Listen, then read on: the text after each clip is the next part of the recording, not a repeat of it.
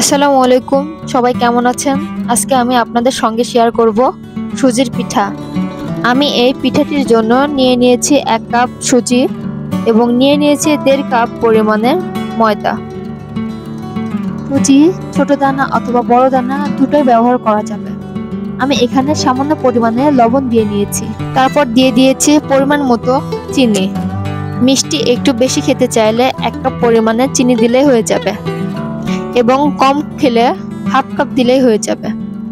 এই উপকরণগুলো আমি ভালোভাবে হাতের সাহায্যে মিশিয়ে নিব। এখন আমি এতে দিয়ে দিয়েছি সামান্য পরিমাণের কুসুম গরম পানি।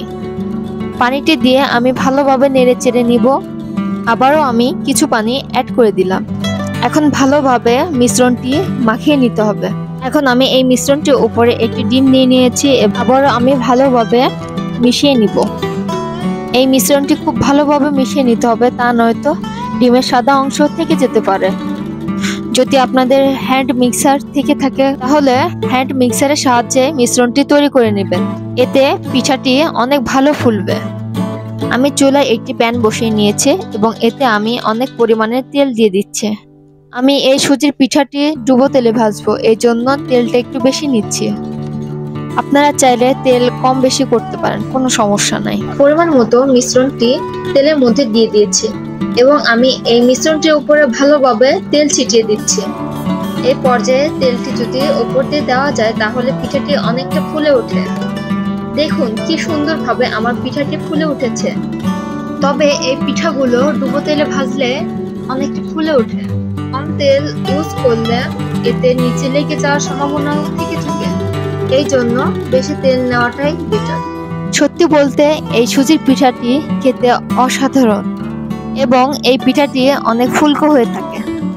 এই সুজির তেলের পিঠাটি আপনারা বাসায় একবার হলেও বানিয়ে দেখবেন, সত্যি খুব ভালো হয়ে থাকে এই পিঠাটি। আমি একইভাবে আরেকটি পিঠা ভেজে নিব।